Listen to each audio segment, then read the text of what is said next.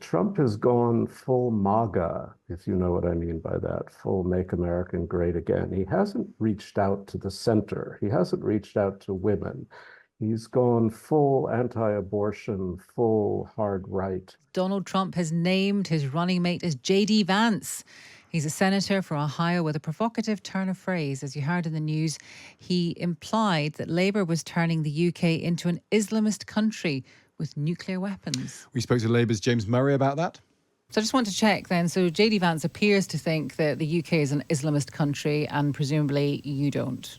I don't really know what he meant by that, but my point is that, the security of the UK is front and centre in our approach in government, and working with the US is a critical ally for us. James Murray not answering the question there, so we thought we'd ask the Conservatives' Shadow Veterans Minister Andrew Bowie if he thought Labour was creating an Islamist country. No, absolutely not. I mean, the Labour Party, I disagree with the Labour Party fundamentally on many issues, but I do not agree with that view, quite frankly. I think it's actually quite offensive, frankly, to my colleagues in the Labour Party. They have just won the election. It's now up to us to form an opposition.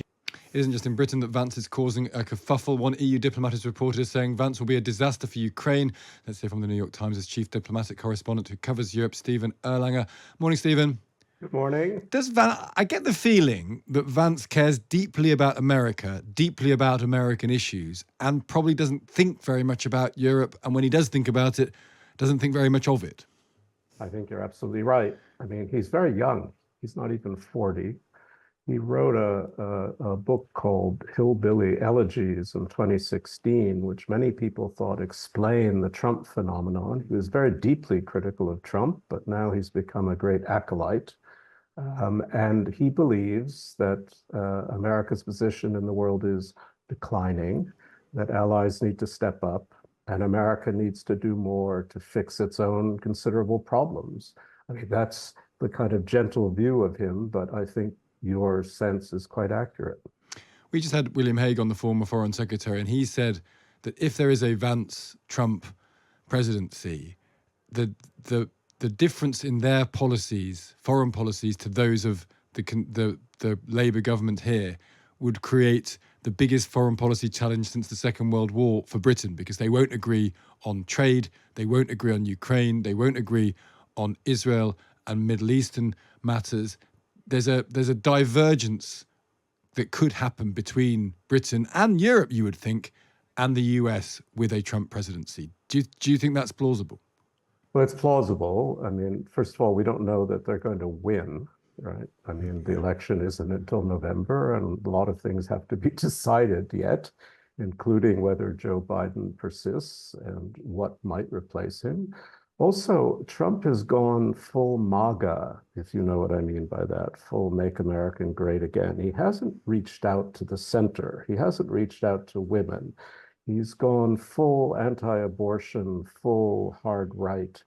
And I think elections in America are still won in the center. Now, we may be more center-right than we used to be, but we're still a pretty centrist country when we vote. So I wouldn't make assumptions about who's going to win, first of all.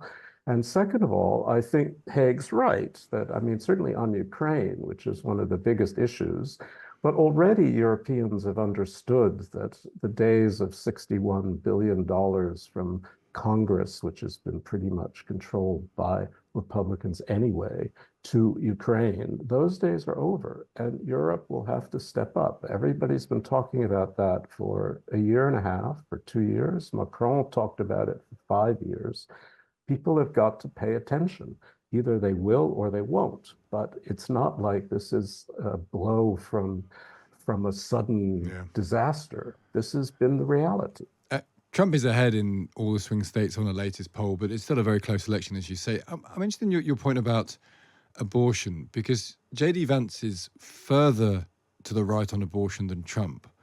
And there is this question. Trump is a felon who has been convicted in a court, not in a criminal court, but in a civil court of sexual abuse, of then libeling the victim of sexual abuse. He made the comments he made back in 2016 about grabbing women.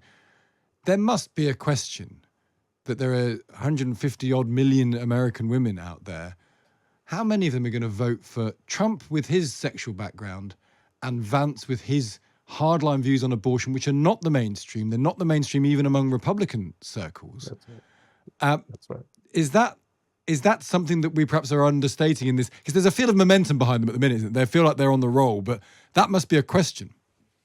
Well, it is a very serious question, because even in the midterms, a lot of Republican women who voted for Trump 4 years ago voted for Democrats in the midterms, partly because they were very angry about the Supreme Court's decision getting rid of Roe versus Wade, which allowed abortions rather liberally. And now it's a state-by-state issue. It's creating all kinds of problems. I mean, problems is too light a word for women who want abortions, who need abortions, and women vote. Women vote in big ways. So the Republican Party has been, by and large, a white male working class Christian party. And there's nothing in the Vance nomination that's going to make that any broader. And just finally, is Biden, I mean, we talk about Biden on this program. It's been a terrible 2 weeks for Biden. It's been largely a good 2 weeks for Trump. Does all of this stuff around Trump and assassination give Biden breathing time to enable him to reset and go again? Or does it give the Democrats breathing time to get rid of him? What's your judgment on that? Well, I just came back from Washington yesterday, and the Democrats are in a swivet. They really would like, I think, many to replace Biden. Biden is kind of biding his time, if I can do a small pun, and is hoping to outlast this. He's doing all kinds of interviews, and all he's really displaying is that he's sort of okay now, but he does not dismiss the issue, which is how will he be in 2 years or 3 years, and is he really up to the job? And he keeps saying he's only 3 years older than Trump. But in Trump, though Trump is speaking weirdly now more and more than he used to, there's still this feral vitality in Trump that you don't see in Joe Biden. And I think that's a considerable problem. And that feral vitality was displayed to its greatest extent on Saturday, you have to say, when he stood with his fist raised. You're right to say, to caution us, this is not a done deal. There's an awful lot of strangeness coming in American politics. Stephen, great to speak to you. Thank you for joining us. Thank you. That's Stephen Erlanger there, who is the chief diplomatic correspondent of the New York Times. The chair declares that the 2024 Republican National Convention stand in recess until tomorrow at 5 p.m.